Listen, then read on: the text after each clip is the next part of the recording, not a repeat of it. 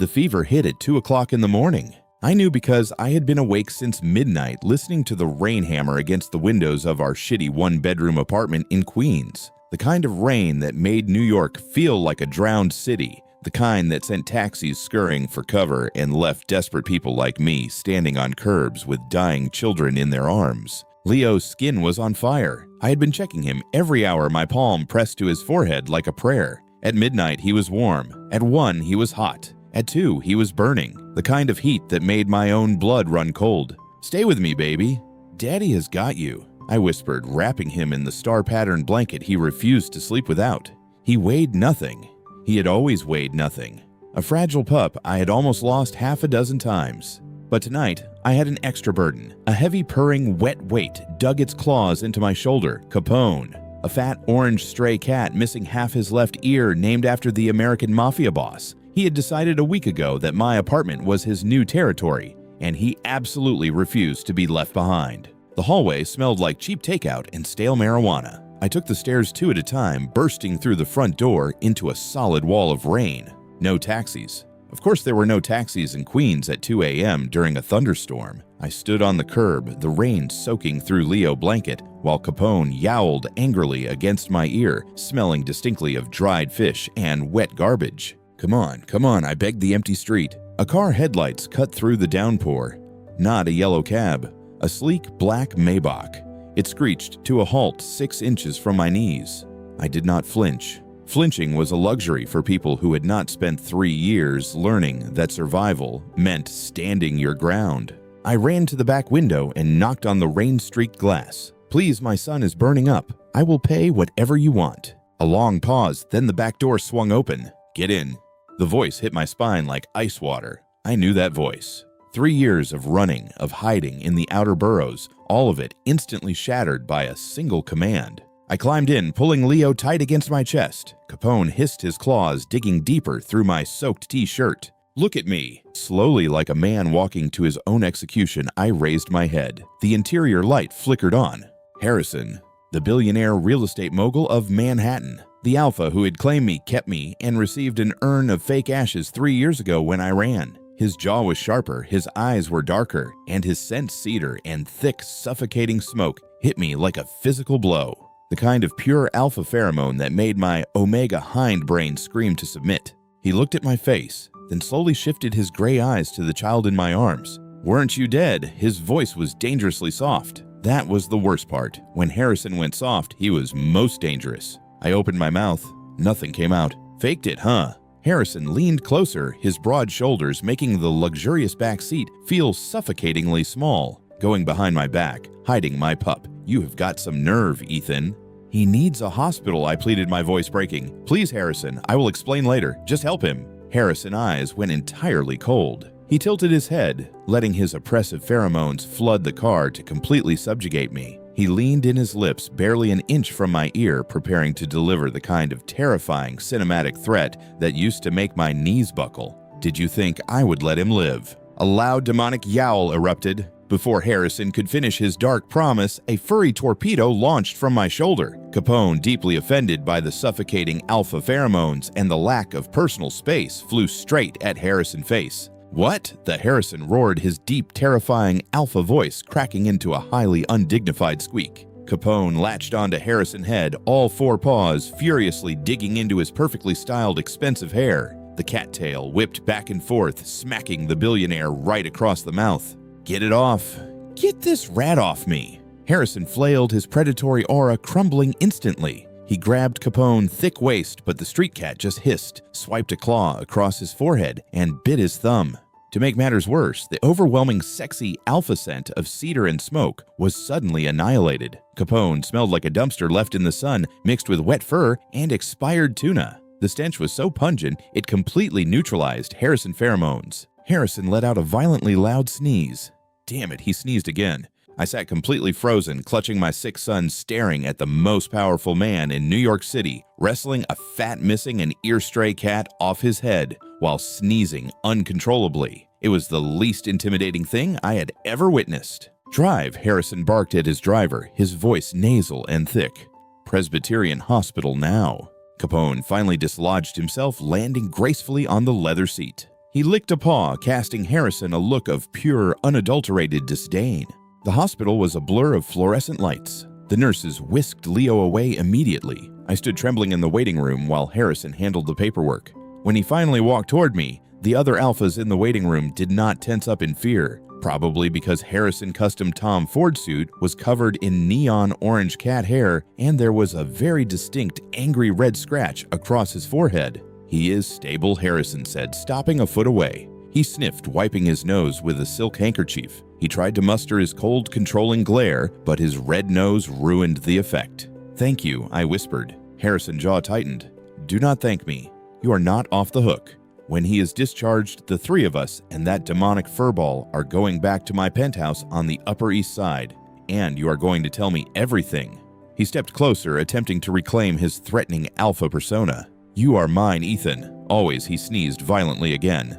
Harrison sneezed again, swore violently under his breath, and turned away to find a bathroom mirror, leaving me standing there, torn between sheer exhaustion terror and the sudden overwhelming urge to laugh. The Maybach ride to the Upper East Side was entirely silent. Leo was asleep, his fever broken thanks to the IV fluids and the top-tier private doctors Harrison had practically held at gunpoint. He lay limp against my chest, his breathing finally even. I should have felt relieved. Instead, I felt like a man being driven to his own funeral. Harrison sat on the opposite side of the spacious back seat, staring out the rain-streaked window. He had attempted to clean the neon orange cat fur off his Tom Ford suit, but gave up after Capone glared at him and strategically sharpened his claws on the leather upholstery. The billionaire intimidating aura was severely compromised by the angry red scratch on his forehead and the faint, lingering stench of expired tuna. The Maybach pulled into the underground garage of his private building. A private elevator, a retinal scan, 3 years of running, and it all ended exactly where it started.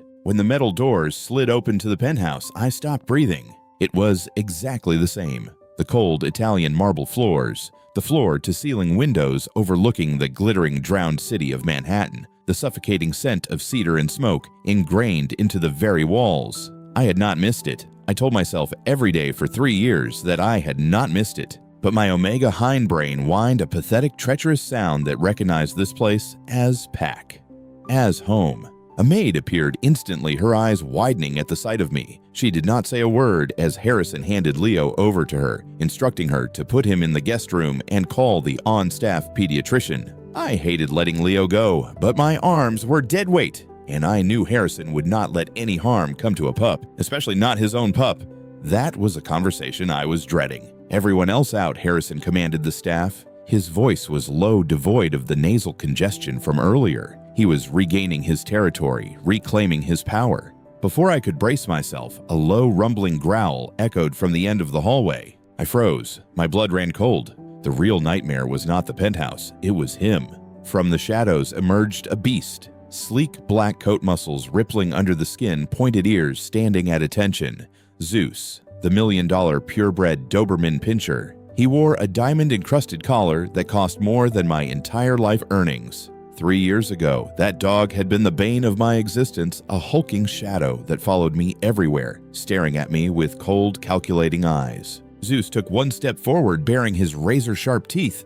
A sharp, furious hiss erupted. Capone, who had been relatively quiet on my shoulder, suddenly arched his back so high he looked like a Halloween decoration. The fat one-eared street cat puffed his tail to 3 times its normal size and let out a demonic, guttural yowl that sounded like a demon being exorcised. Zeus stopped dead in his tracks. The $1,000,000 Doberman blinked his ears, twitching as the overwhelming scent of wet garbage hit his aristocratic nose. Harrison ignored the pets. He turned to me, his gray eyes darkening. He took a step forward. I took a step back of my spine, hitting the cold marble of the foyer wall. He planted both hands on the wall beside my head, trapping me. The cedar and smoke pheromones hit me full force, heavy and oppressive, designed to make an omega submit instantly. Now Harrison murmured, his voice a dangerous velvet purr.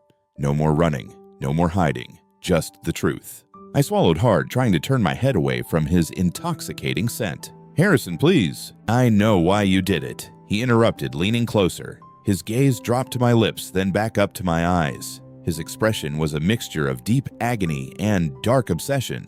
the kind of look that belonged in a tragic gothic romance. I know I was too controlling, too dark. My alpha instincts were too violent, too possessive for a fragile thing like you. He reached out his thumb, tracing my jawline. I shivered. You faked your death because you were terrified of the monster I am, Harrison whispered, his voice cracking with raw cinematic emotion. You thought I would lock you away. You thought my darkness would consume you. I stared at him, the billionaire real estate mogul of New York City, looking like a tortured hero begging for absolution. I opened my mouth. I closed it. Then the sheer exhaustion, the stress of the hospital, and the sheer audacity of this man finally broke me. Are you insane? I shrieked, pushing hard against his chest. Harrison stumbled back, his angsty, tortured alpha expression dropping into pure confusion. What? Your darkness. Your violent alpha instincts. I yelled, my voice echoing off the vaulted ceilings. Tears of pure frustration pricked my eyes. I did not run away because you were a monster, you arrogant prick. I ran away because of that psychotic horse you call a dog. Harrison blinked. Once, twice. The oppressive pheromones in the room completely vanished, replaced by the scent of pure, unadulterated shock. Zeus, you left me because of Zeus. He ate my shoes. Harrison, I sobbed, pointing an accusatory finger at the Doberman who was still locked in a staring contest with Capone. He chewed up my limited edition checkered Vans. Do you know how hard it was to get a size 8 in that drop? And my sweater, the beige cashmere one I spent 3 months knitting. He peed on it, right in front of me.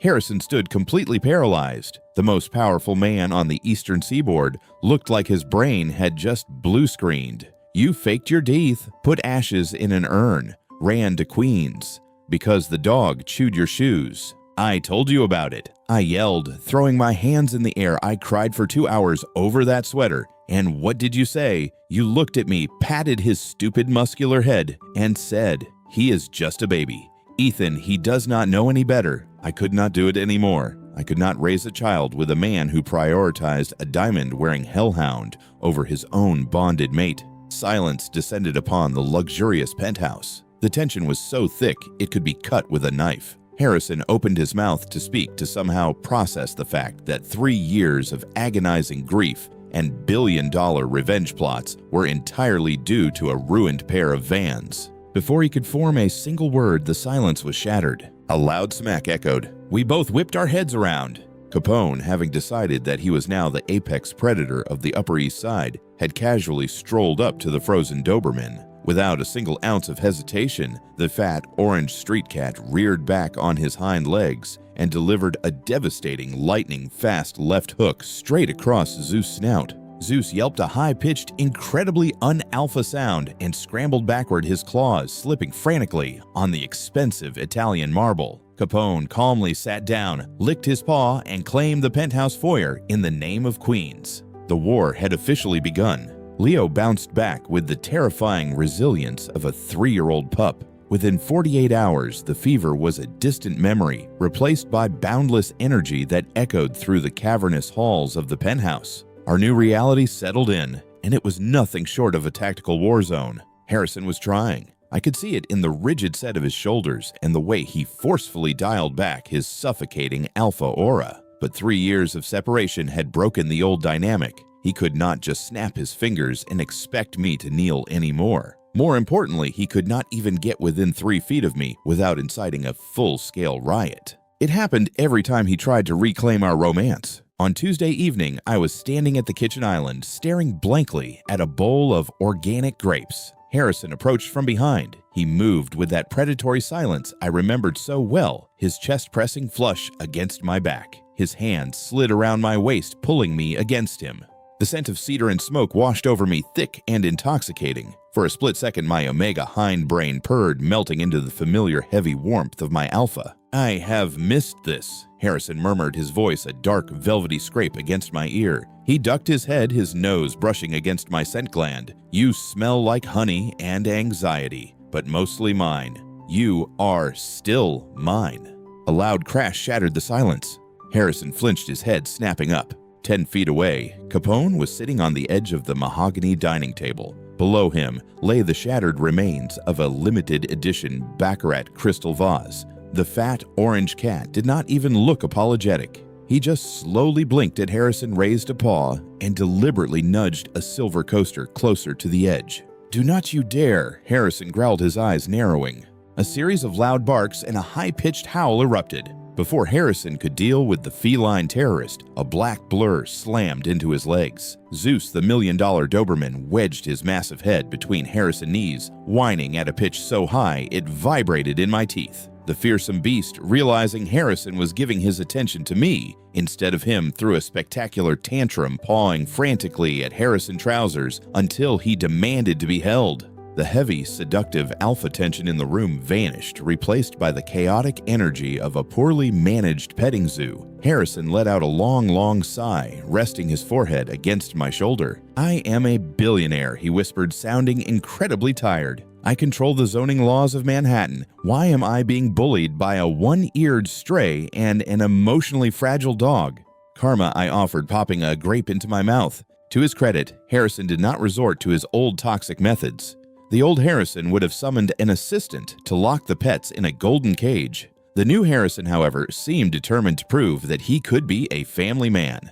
He just had absolutely no idea how to do it. His desperation peaked on Thursday afternoon. A massive, heavy cardboard box was delivered to the penthouse. "What is that?" I asked, watching two sweating delivery men haul it into the living room.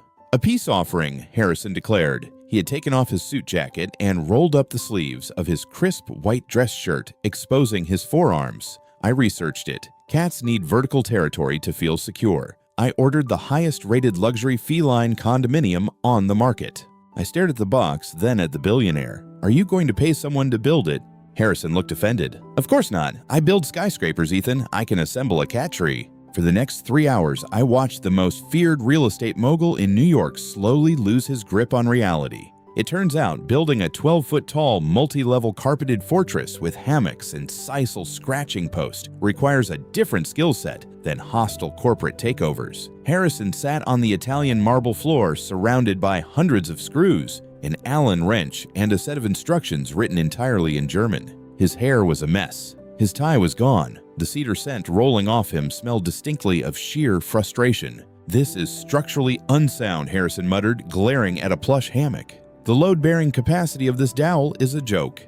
"Do you want help?" I asked from the sofa, sipping my tea. "No, I am an alpha. I provide." He grabbed a hammer with entirely too much aggression. "I will conquer this." A heavy thwack echoed. He shouted a curse word. Harrison dropped the hammer, clutching his left thumb as his face went pale. He clamped his mouth shut, refusing to scream in front of me, but his eyes were watering so intensely, he looked like he was watching a tragic movie. Just then, Capone strolled into the living room. The cat stopped surveying the blood, sweat, and tears Harrison had poured into the half-assembled crooked cat tower. Capone sniffed the plush velvet base. He looked at Harrison's swollen, throbbing thumb. Then, with calculated disrespect, Capone climbed into the empty cardboard box the tree had come in, curled up, and went to sleep.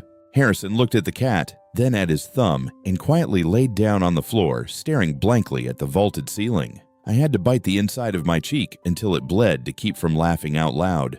The ice around my heart, thick and cold for 3 years, was beginning to crack. That night, my throat felt dry, so I slipped out of bed to get a glass of water. The penthouse was silent, save for the faint hum of the city far below. As I padded barefoot toward the kitchen, I noticed a faint light spilling from the open refrigerator door. I stopped in the shadows. Harrison was sitting cross-legged on the kitchen floor, illuminated only by the fridge light. He was holding a small crystal saucer. On the saucer was a scoop of imported premium salmon tartar that I knew for a fact cost $200 an ounce. Capone was sitting across from him, eating the salmon with slow, deliberate bites. "Listen to me, you fuzzy mobster," Harrison was whispering into the darkness. His voice was completely devoid of its usual arrogant command. It was the voice of a broken, desperate man negotiating a hostage release. Capone paused his chewing, looking up. "Just one night," Harrison pleaded quietly, holding out another spoonful of the expensive fish. "Let me hold him for one night without you dropping something fragile or screaming in my ear. If you do this for me, I will buy you a tuna factory, a whole fleet of fishing boats. Whatever you want. Do we have a deal?" Capone swallowed the salmon, licked his chops, and let out a soft, non-committal meow. I leaned against the wall in the dark hallway, listening to the most powerful man I knew, bribing a street cat just to hold me. I pressed a hand over my mouth, a soft smile breaking across my face in the quiet of the night. Maybe, just maybe, coming back was not a mistake after all. It hit on a Tuesday afternoon. There was no warning, no slow buildup of suppressed fever like I was used to managing with over-the-counter suppressants. Just a sudden violent spike in my core temperature that made the porcelain teacup slip from my trembling fingers and shatter against the cold Italian marble floor. I gasped, my knees buckling as a heavy, desperate ache bloomed low in my abdomen. The air in the penthouse suddenly felt entirely too thin. Ethan, Harrison was there before the shattered pieces of porcelain even settled. The awkward, hesitant billionaire trying to build cat furniture vanished. In his place stood the alpha, the predator, the man who had haunted my dreams for 3 years. His scent cedar and thick, intoxicating smoke flared, filling the massive living room, choking out the oxygen until there was nothing left to breathe but him. My omega hindbrain did not scream to run this time. It whined a pathetic, needy sound that demanded I surrender. My heat I choked out, clutching the fabric of his crisp dress shirt as my legs gave out completely. Harrison caught me effortlessly. His eyes, usually a cool, calculating gray, were entirely black, the pupils blown wide with primal instinct. A low, terrifying rumble vibrated in his chest. "I have got you," he growled, the velvet darkness in his voice making my spine shiver. "You are mine. I have got you." He scooped me up in his arms as if I weighed nothing. He strode down the long, shadowed hallway, kicking the heavy oak door of the master bedroom open and slamming it shut behind us. The lock clicked into place with a definitive cinematic finality. Inside, it was a world of pure, unadulterated instinct. This was the dark, consuming passion that had terrified me 3 years ago. The sheer, overwhelming force of an alpha claiming his mate. Harrison dropped me onto the center of the massive, king-sized bed, following me down, trapping me against the silk sheets. His hands were everywhere, frantic and possessive. 3 years, Harrison breathed heavily against my neck, his hot breath sending electric shocks straight down to my toes. I dreamed of this every single night. Your scent, honey, and heat.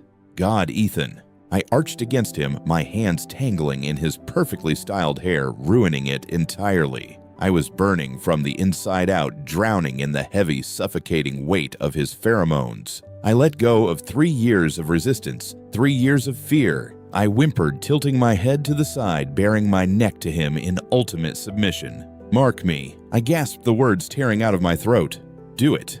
Harrison froze a shudder, racking his massive frame. The feral hunger in his eyes was blinding. He shifted his weight, aligning himself over me, his jaw flexing as he stared at my exposed scent gland. This was it, the climax of our gothic romance. The moment of claiming, of binding us together forever with an alpha bite. He lowered his head, his sharp fangs grazing the sensitive skin of my pulse point. I closed my eyes, bracing for the sharp pain and the blinding euphoria of the bond. 3 loud thumps echoed. We both froze. Harrison's jaw was locked exactly a millimeter from my skin.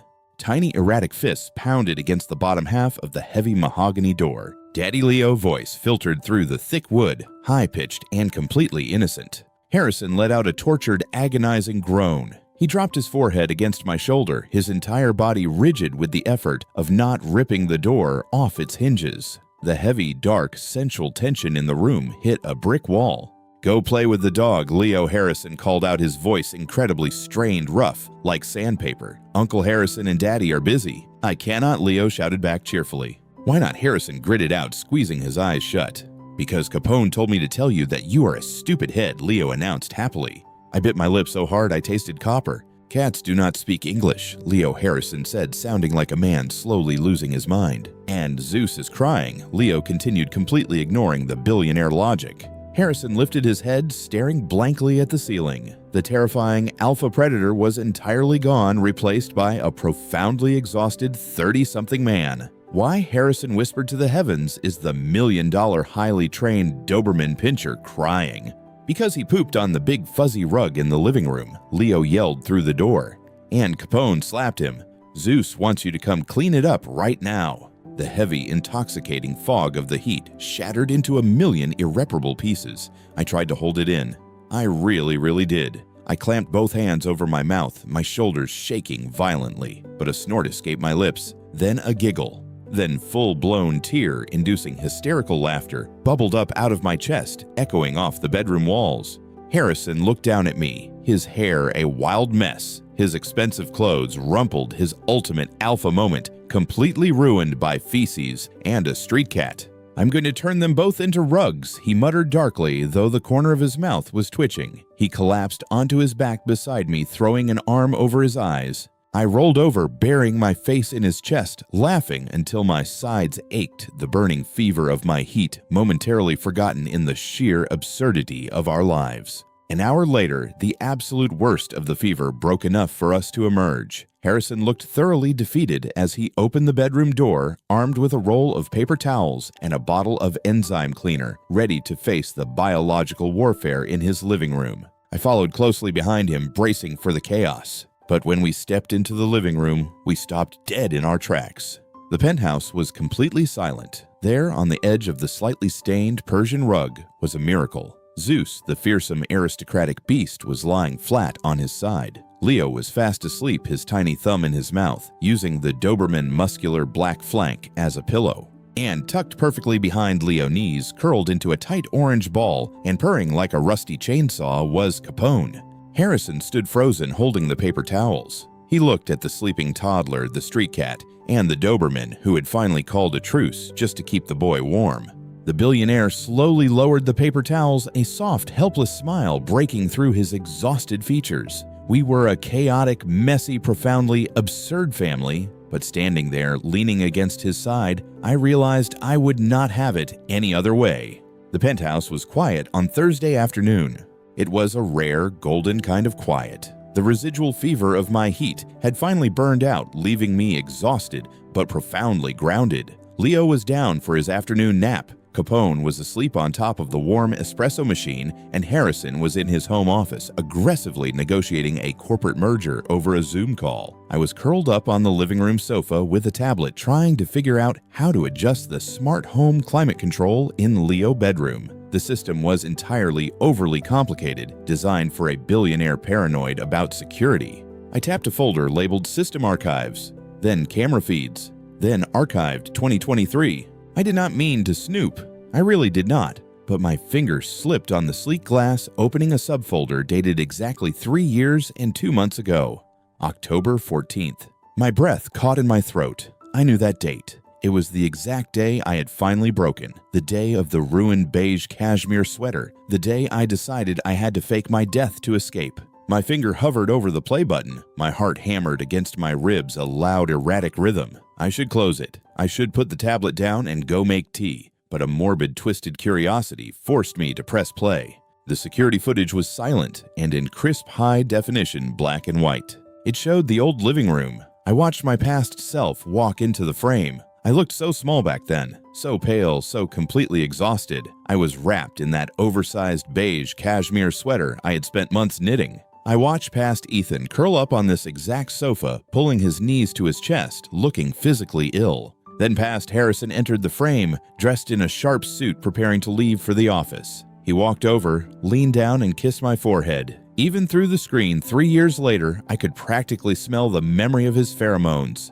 Back then, Harrison's scent had not been a comfort. It had been a weapon. He had scent marked me so heavily, so aggressively, that the thick aura of cedar and smoke was suffocating. He had drenched me and all my clothes in his territorial alpha musk to ensure no other living creature would dare look at me. On the screen past, Harrison left for work. The moment the front door clicked shut past, Ethan collapsed entirely, clutching his stomach, gasping for air, as the overwhelming heavy pheromones pressed down on him in the empty room. It was textbook omega distress. I was drowning in a toxic level of claiming scent. Then a massive black shadow trotted into the frame, Zeus. I braced myself, remembering the fury I had felt when the beast had ruined my hard work. But watching it now with a clear head, everything was different. Zeus did not look malicious. He did not look like a spoiled, jealous pet. The massive Doberman ears were pinned back flat against his skull. He paced nervously around the sofa, whining silently at the screen, his tail tucked between his muscular legs. Zeus shoved his cold nose into past Ethan's shoulder. Past Ethan weakly pushed the dog away. Zeus did not attack. Instead, the dog moved to the armrest, grabbed the sleeve of the heavily scented beige cashmere sweater in his teeth, and began to pull. He yanked it forcefully, tearing the fabric, dragging the garment completely off my body and onto the marble floor. Once the sweater, the absolute epicenter of Harrison's suffocating alpha pheromones, was on the floor, Zeus attacked it. He tore it to shreds, growling, ripping the heavily scented wool apart. And then he lifted his leg and peed all over it. I hit pause on the tablet. The silence in the present-day living room was deafening. My hands were shaking so violently, I almost dropped the screen. A cold, hard knot of realization slammed into my chest, stealing the air from my lungs. Zeus had not been bullying me. He had not been jealous. The dog bred for protection and loyalty had recognized that his own alpha pheromones were physically hurting his omega. Zeus could not fight Harrison directly, so the dog had done the only thing a canine could do to save me. He systematically destroyed and neutralized the objects carrying the toxic scent. He peed on them to override the suffocating alpha musk with his own primal odor, breaking the invisible suffocating cage Harrison had locked me in. He was protecting me. For 3 years, I had hated him, blamed him, ran away from him, and he had just been trying to save me. Ethan. Harrison's deep voice startled me. I had not even heard his office door open. He stood at the edge of the living room. His suit jacket discarded his tie, loosened. His gray eyes instantly locked onto my face, his alpha instincts flaring as he registered my distress. "What is wrong?" he demanded, crossing the room in 3 long strides. "Are you hurt? Is it the fever? Are you leaving?" Look, I choked out my voice thick with unshed tears. I turned the tablet toward him. Harrison froze. He stared at the paused frame of the shredded sweater. He looked at the date in the corner of the screen.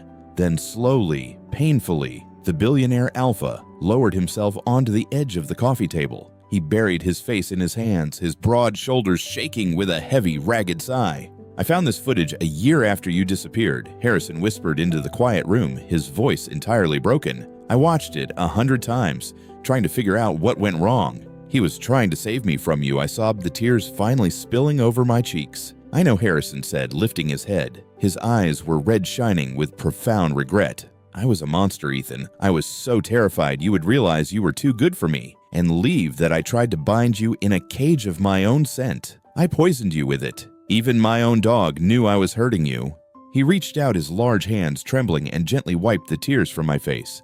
"I am so sorry for all of it." The familiar clicking sound of heavy claws on Italian marble echoed from the hallway. Zeus trotted into the living room. The $1 million Doberman looked at Harrison, then looked at me, tilting his massive aristocratic head in confusion as he smelled my salty tears. I did not hesitate. I dropped the tablet onto the sofa, slid down onto my knees on the cold floor, and threw my arms around the massive dog-thick neck.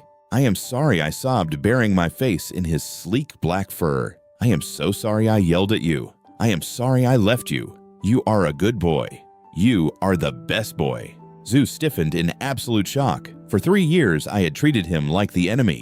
Now I was clinging to him like a lifeline. Slowly, awkwardly, the fearsome beast melted. He let out a soft whine, nuzzling his wet nose against my cheek and gently licking the tears off my jaw. Harrison slid off the coffee table, joining us on the floor. He did not say a word. He just wrapped his massive arms around both of us, pulling me and the dog tightly against his chest. His scent flared, not heavy, not suffocating, but warm, protective, and filled with an overwhelming sense of home. From the top of the espresso machine in the kitchen, Capone let out a loud, highly judgmental yawn, flipped his fat orange body over, and went back to sleep. The ghosts of 3 years ago were finally truly laid to rest. The second pregnancy was not planned. It was, in every sense of the word, a biological ambush. I was 6 weeks in when the nausea finally caught up to me, hitting me with the subtlety of a freight train. It was the same familiar gut-wrenching fatigue, the same metallic taste in my mouth, and the same absolute unshakable craving for pickles soaked in chocolate syrup. Harrison handled it with a level of intensity that made me feel both cherished and slightly terrified. He stopped flying to his London board meetings. He stopped taking midnight calls. He turned the penthouse into a sanitized, soft-edged fortress, obsessed with my health.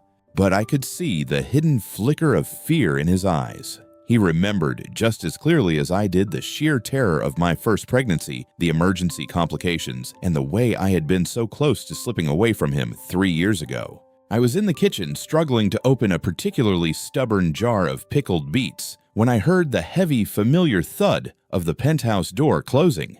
Harrison walked in, or rather, he attempted to walk in. He was moving with a stiff, unnatural waddle, his legs spread slightly apart, his expression set in a grimace of profound existential misery. One of his large hands was pressed firmly against his lap, cradling a bag of frozen peas, like it was a holy relic. I stopped trying to open the beets. I stared at him.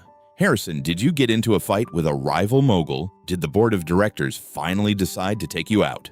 He groaned, a low guttural sound that vibrated in his chest. He maneuvered himself toward the sofa, moving with the agonizing caution of a man walking on eggshells, or in his case, walking on a very tender, very bruised ego. I am fine, he hissed, sinking into the cushions with a sigh that bordered on a sob. I walked over, peering down at him. The billionaire who controlled half of Manhattan real estate was currently nursing a bag of generic store brand peas. Harrison talked to me. What happened? He could not look me in the eye. He just stared intently at the ceiling. It was a preventative measure for your safety, for our future. The realization hit me before the words fully registered. I felt the color drain from my face. You did not. I did. A vasectomy, I whispered, feeling a bizarre cocktail of hysterical laughter and genuine touch at the depths of his devotion. It was non-negotiable, he muttered, closing his eyes. I could not risk another pregnancy being a danger to you. I could not bear the thought of us going through this uncertainty again. I'm sterile now, Ethan. You are safe. I sat down on the coffee table in front of him, my heart swelling until it felt like it might burst. He had done this without telling me, knowing I would have fought him. Knowing I would have argued that it was unnecessary. He had taken the burden of our future onto himself physically, permanently. I leaned over to kiss him, my hand hovering over the frozen peas. You absolute idiot, I murmured, my voice thick with emotion. You could have just told me, and let you talk me out of it. Never. Just then, the familiar clicking sound of claws on marble signaled an arrival. Zeus, the $1,000,000 Doberman, rounded the corner of the hallway like a furry, four-legged cannonball. He had been waiting for Harrison all day, and his greeting was always, without fail, explosive. Zeus, no, I shouted, seeing the dog tail wagging like a windshield wiper. It was too late. Zeus, seeing his alpha return, decided that the only proper greeting was a full-body tackle. He did not see the bag of frozen peas. He did not see the grimace of pain on Harrison's face. He just saw his human, and he launched his 60-pound frame into the air, landing directly, and I mean directly, on the bullseye. Oh, for the love of God, Harrison roared, his voice hitting a register I did not know he possessed. He doubled over the bag of frozen peas, flying across the room and landing with a wet smack against the wall. Zeus, realizing he had done something catastrophically wrong, immediately tucked his tail between his legs and scrambled backward, letting out a confused, high-pitched whine. I was frozen. I did not know whether to scream or laugh. Then, from the top of the espresso machine, a singular judgmental meow echoed through the room. Capone was sitting there, one ear cocked, watching the entire scene with an expression of pure, feline condescension. He looked at the groaning, fetal-positioned Harrison, then at the terrified dog, and finally at me. He let out a long, slow purr, as if to say, I told you he was soft. Harrison was curled on the sofa, his face a ghostly shade of white, his hands clawing at the leather. I scrambled to his side, pulling the stray bag of peas off the floor and pressing it back against the source of his misery. Breathe, Harrison. Just breathe. It is just a kick. A very, very unfortunate kick. I am never having children again. He wheezed, his eyes watering. Zeus is going to be a rug. He did not mean it, you big baby, I said, suppressing a giggle that was clawing its way up my throat. Harrison grabbed my hand, his grip surprisingly strong. He looked at me, his eyes red, his hair wild, his expensive suit rumpled, and his ego absolutely destroyed by a Doberman and a bag of vegetables. And then, despite the agony, despite the humiliating circumstances, a soft, helpless smile broke across his exhausted features. You are laughing, he accused, his voice thick. I am not, I lied, shaking as the laughter finally broke free, bubbling out of my chest until my sides ached. I am so happy you are here, even if you are a walking disaster. He pulled me down, wrapping his massive arms around me, pulling me against his chest. His scent cedar smoke and now slightly frozen peas was the best thing I had ever smelled. "I love you, Ethan," he whispered into my hair, his voice rough. I rested my head on his shoulder, listening to the chaotic symphony of a whimpering dog, a laughing wife, and a judge-like cat. We were a mess. We were a biological, chaotic, and profoundly absurd family. But as I lay there, I realized I would not have it any other way. Emma was born during the worst blizzard New York had seen in a decade. It was, in hindsight, a perfectly dramatic entrance for a pup joining our specific family. Unlike 3 years ago, when I labored alone in a sterile, terrifying clinic in Queens with nothing but my own fear for company, this time was entirely different. This time, I was in the ultra-exclusive maternity ward of Mount Sinai, surrounded by the best doctors money could buy. More importantly, I had a billionaire alpha crushing my left hand until I was fairly certain my knuckles were going to shatter. "Breathe, Ethan. You are doing perfectly. Just breathe," Harrison chanted. I glared at him through the sweat stinging my eyes. The fearsome real estate mogul of Manhattan was completely pale, his hair sticking up in wild directions, his expensive dress shirt wrinkled and stained with my tears. He looked like he was the one in labor. "If you tell me to breathe one more time," I hissed through a massive contraction, "I will use this scalpel to reverse your vasectomy." Harrison swallowed hard, his eyes wide, but he did not let go of my hand. Instead, he leaned down, pressing his forehead against my sweaty temple. He released a deliberate, measured wave of his pheromones. The heavy, comforting scent of cedar and smoke washed over me, thick and protective. It was an alpha ultimate instinct soothing his mate, dulling the pain with the sheer weight of his presence. My omega hindbrain purred, leaning into the scent, finding the strength for one last agonizing push. A sharp, furious cry pierced the hospital room.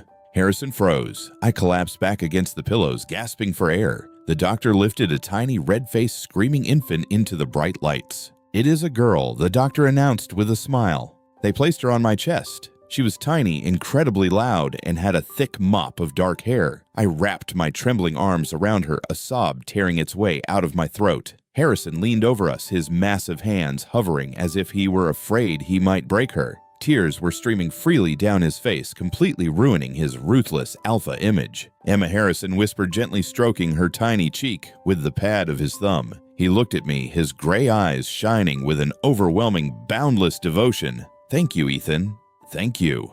Bringing Emma home to the penthouse a few days later marked the official end of the building's architectural dignity. The cold, minimalist Italian marble fortress was dead. In its place was a chaotic, brightly colored war zone. There were baby swings in the foyer, plush toys scattered across the Persian rugs, and the distinct, lingering smell of baby powder, masking the usual scent of expensive cologne. The most surprising change, however, was the establishment of the treaty. For months, Zeus and Capone had operated in a state of a Cold War, but the arrival of the new tiny human changed the pack dynamics entirely. They formed an unspoken alliance. I was sitting on the sofa nursing Emma when I noticed it. Zeus was lying flat on the floor, his massive black head resting right at the base of Emma bassinet. He was on guard duty. An hour later, the Doberman stood up stretched and trotted to the kitchen for water. Exactly 3 seconds later, Capone hopped down from his cat tree, strutted over, and curled up in the exact same spot Zeus had just vacated, his one ear swiveling like a radar dish.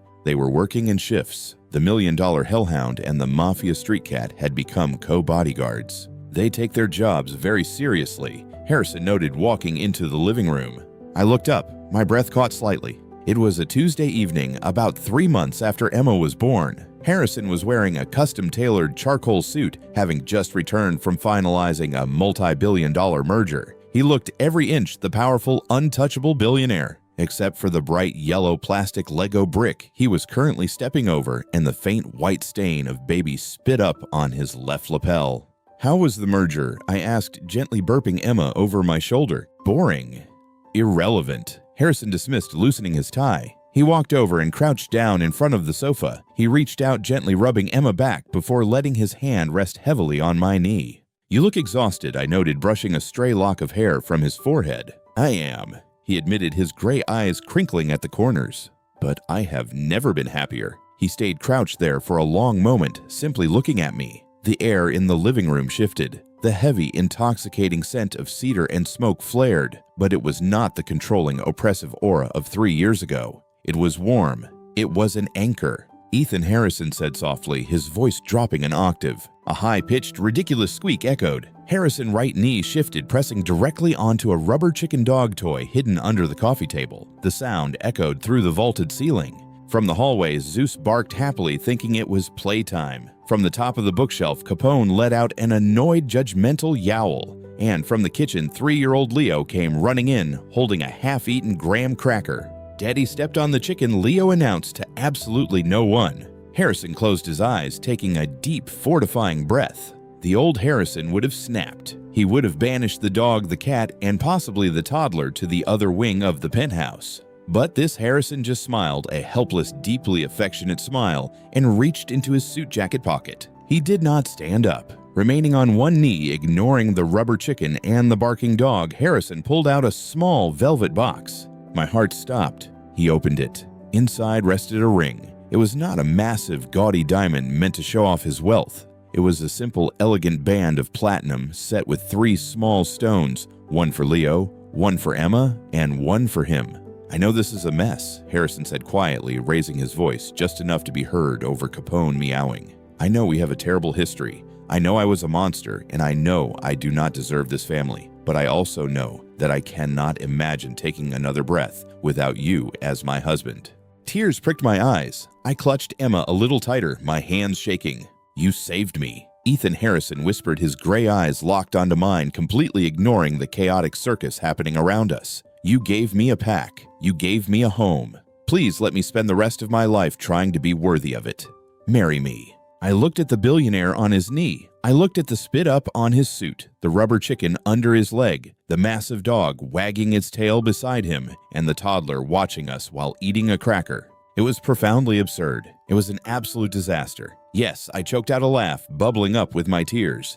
Yes, you idiot. Of course I will marry you. Harrison's face broke into a blinding, genuinely boyish grin. He slipped the ring onto my finger, then leaned forward, wrapping one massive arm around my waist and the other carefully around Emma, pulling us both into a deep, desperate kiss. His scent enveloped me completely, sealing the promise. We broke apart. Leo was standing 2 feet away, his face scrunched up in absolute disgust, graham cracker crumbs falling from his chin. Daddy and Uncle Harrison are being gross, Leo yelled, turning around and running back toward the kitchen. Capone, they are being gross again.